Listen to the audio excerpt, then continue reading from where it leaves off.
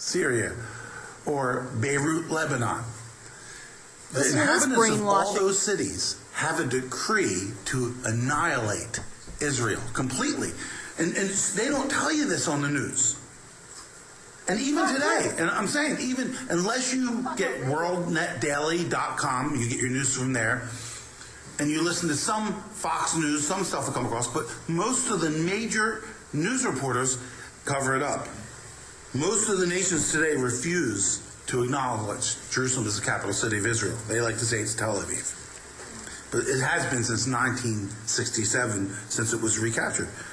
The Vatican, for 48 years now, has demanded that Jerusalem be an international city and not be part of Israel. And the heads of Christian community in Jerusalem have agreed with that, and they said we should make it an international for everybody, open for everybody. And of course, the World Council of Churches demands the same. But Israel itself and its leaders have always demanded sovereignty for their nation, as they should. And Jerusalem's old city. The Bible's more than, by the way, 806 references to Jerusalem by name. And Jerusalem only came into being in the Bible, as you know, when David captured it. Has many things to say about the Jerusalem, like as it's called in Psalm 48:1, the city of God, chosen by him to play a special role in eternity. Moreover, Jerusalem is intended to be the capital of Israel, specifically for many reasons, especially that the Messiah would reign there. But God talks a lot of things about Jerusalem and about his presence there, because that is where the temple was and his presence was and the people went, and that is where Jesus is going actually to fulfill the temple being in Jerusalem. You remember, I'm sure, where David was really blessed beyond belief. Like, he was so blessed beyond belief, he bought the Ark of the Covenant and just put it in an open tent next to his palace.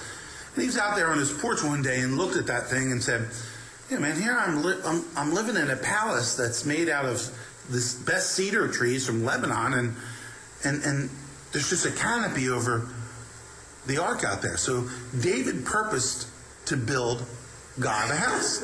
And so he calls his prophet there, Nathaniel, and he says, hey, Nate, I want to build God. And he told him plans, and Nate said, go ahead, that sounds great. But Nathan came back the next day after the Lord rebuked him. He shouldn't have spoke without inquiring of me, of course, and told him, God said, you're not going to build a house because you have blood on your hands, you've killed people in war, but I'm going to build you a house.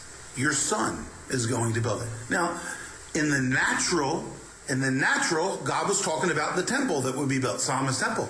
But really what God was saying is, I'm going to build you a house, and your son, the son of David, Yeshua, Jesus, will build the house. That is the house that we're in, the church of God. But there was also that natural fulfillment.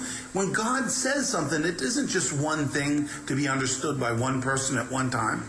Prophecies are usually fulfilled. All throughout the Old Testament, if we were to just pick and choose a prophecy.